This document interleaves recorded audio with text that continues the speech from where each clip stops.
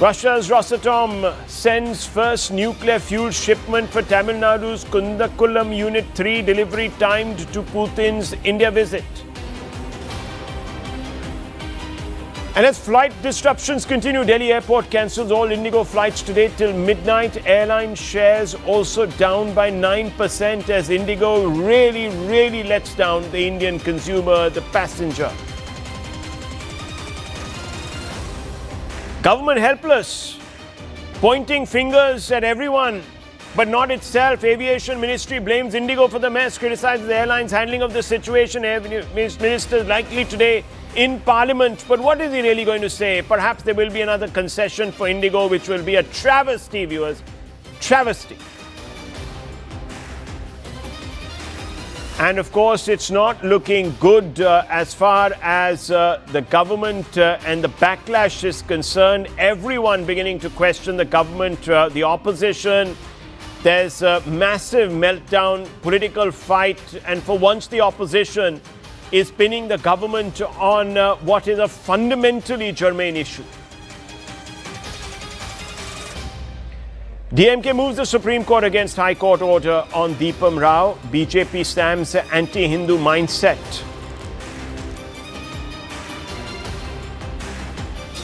And there might be some good news for those who are taking loans and have to repay them. The RBI slashes the repo rate by 25 basis points to about 5.25%. And as I said, bonanza for those who have taken loans. Their interest rates might come down.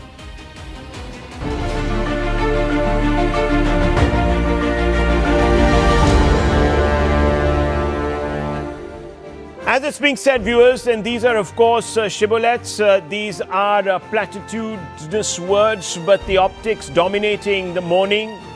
Russian President Vladimir Putin been given a ceremonial reception at the Rashtrapati Bhavan that was looking absolutely splendid.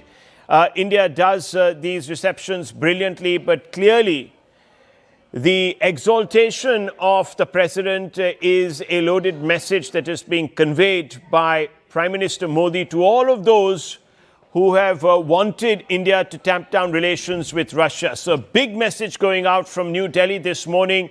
President Putin also visits Rajghat. Some people are interpreting this as a subtle messaging to Putin that he should adopt Mahatma Gandhi's peaceful ways and perhaps get off his warlike soapbox. But all of that, of course, are the optics. Whether they will now translate into outcomes as the business leg of this visit gets underway at the Hyderabad House, where we are going to have intensive meetings between the two delegations, of course led by Prime Minister Modi on the one hand and President Putin on the other. And I want to go straight across to Siddhant for more on this. Siddhant and Akash also joining us. Akash, plethora of agreements. There wants to be, of course, New Delhi wants this relationship to become broad-based, cover not just the military aspects as it has and energy, but also trade. And also, of course, keeping in mind that one has to strike a balance when one comes to committing. Akash. Oh yes, Rahul, you said, not just military, but military is also one important aspect. And, I was just talking to the colleagues here, the reporters here, and, we were thinking about the sort of equipment and platforms we have in the armed forces today. You talk about Indian Army, they have Russian tanks, they have Russian rifles and everything else.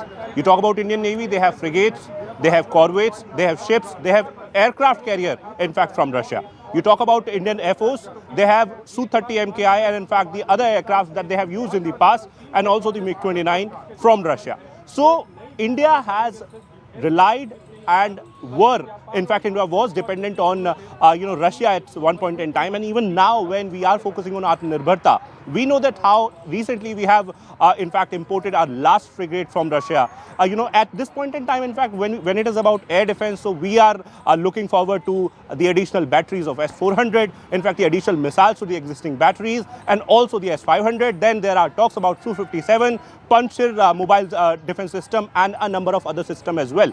So this particular visit it is important. Of course, it is not limited to only the defense agreements or the sort of MOUs that we are looking forward to. But yes, you rightly pointed out about the trade. And in fact, we are learning that there are total 10 items, that we are going to see the announcement for in some time from now. In fact, we were seeing the visuals initially of the Guard of Honor, the Tri-Services Guard of Honor at the Rashtrapati Bhavan. And then President Vladimir Putin has reached Rajghat recently. And after that, he is going to come at Hyderabad House here in some time from now, and we will be showing you the visuals. This is going to be an important day given the fact that we are going to see a number of outcomes, not just limited to defense, but yes, defense is one important aspect of that. Rahul.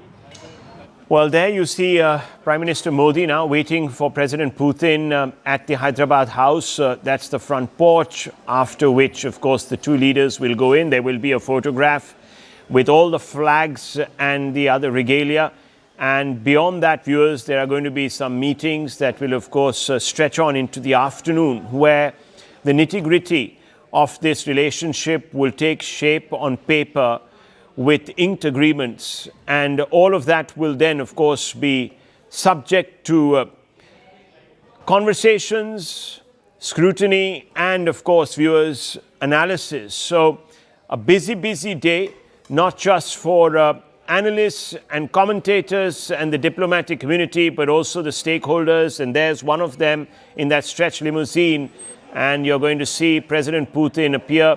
The Prime Minister is going to then lead him into the Hyderabad House. Mr. Sajjanhar, this is the business end, isn't it? What happens really? Yeah, this is the business end. But of course, what we've seen before that has been the setting.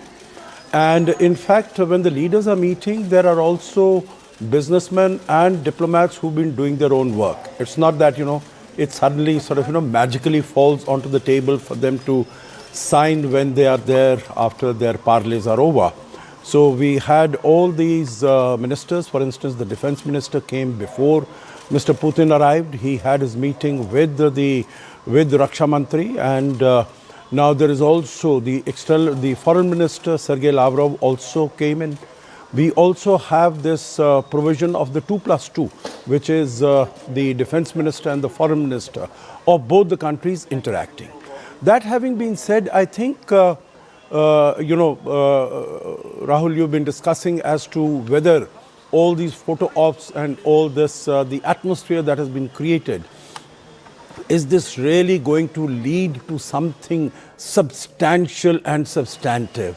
I think the indications are very, very promising. Indications are very positive in my view, because Mr. Putin has traveled here with 7 ministers. That's a large number of ministers from a country to accompany the president. Number 2, there are more than 100 CEOs, as we understand, have accompanied Mr. Putin. Also, I don't remember that, whenever he's come earlier, for instance, I remember his last visit, which was in December 2021.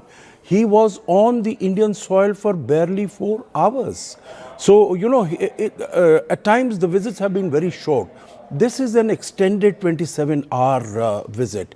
There is going to be also a meeting at Bharat Mandapam where all the business content is going to be discussed. So I am very hopeful that there is interest both in Russia. It wants to reduce its dependence on China. For India, it is very important because we want to reduce the trade deficit that we have with Russia. So I think that it is going to be a win-win situation if the trade element, the trade component of the relationship also grows to be as significant and as major as our defense component is, as our nuclear energy component is, and as also our fossil fuel, oil energy trade is on this side. Okay, so let me just go straight back across to Akash. Akash, are we expected now to see major movement in other sectors besides defense? But first, give us a quick overview about the defense sector itself, India's expectations from it. Remember, this meeting is taking place in the backdrop of Operation Sindoor and the success of Russian equipment that India deployed. Oh yes, S-400 was very much deployed and in fact shot down multiple aircraft, that was revealed later by the Indian Air Force chief. And right now, we are of course, awaiting the additional batteries announcement. But recently, DAC approved around 300 missiles. And we are expecting that this would somewhere be finding a mention in the sort of statement that we are expecting in some time from now, Rahul. Other than that, Su-57 is of course one big ticket agenda, that both the leaders are expected to discuss, and they must have discussed. Yesterday, in fact, Raksha Mantri met his Russian counterpart and, at Manekshaw Center, and in that particular meeting, we have been given to understand there are a number of things were discussed, and Su-57 was one of those things. Su-57 is a fighter aircraft, fifth generation fighter aircraft, and as far as India is concerned, so India is of course looking for a fifth generation fighter aircraft. Given the fact that they are very much working on MCA, we know that MCA is going to take some time. They need to fill the gap, and that's why they are looking for one alternative. Su-57, there are advantages and disadvantages, but talking about the advantages, they have the whole ecosystem for the repair and overhauling, and that's the reason why they are somewhere relying on in fact inclining towards the Russian choice. But again, it is not very confirmed if or not India is going for it. Then Pantsir is one system, Rahul, that was very much displayed during the Dubai Air Show. And we have been told, in fact, the defense sources are somewhere, indicating that there is a possibility that India might go for a mix of S-400 squadrons and some of the Pantsir units. Pantsir is, remember, a mobile unit that can, utilize both big and small missiles, and that can take care of the sort of drones that are coming towards you. During Operation Sindoor, we saw a number of aerial threats, were sent by Pakistan. All of these threats were neutralized by either the S-400 or the indigenous systems, like Akash missile and MRSAMs of Indian Air Force, like, Pichora guns, and in fact the other guns that are used by the Indian Army AD wing. But other than that, also we have a number of cooperations. SSN submarine is something that we are anticipating. Yesterday there were reports about a new agreement. Of course, we know that how there are existing agreements, and on in that particular agreement, Russia is going to deliver one SSN class submarine by 2028. So we are expecting that some sort of mention can be there. Other than defense, Rahul, we are expecting a number of MOUs, a number of agreements. 10 agreements, as I mentioned earlier, 10 items we have been given to understand are the important items that both the leaders will be announcing somewhere, fertilizers, and in fact, the trade that you rightly pointed out, there are some sort of MOUs that are very much anticipated. A number of CEOs are traveling with the Russian president. One expert who is possibly sitting in the studios mentioned that how ministers have been traveling, and the foreign minister, defense minister, and other ministers are traveling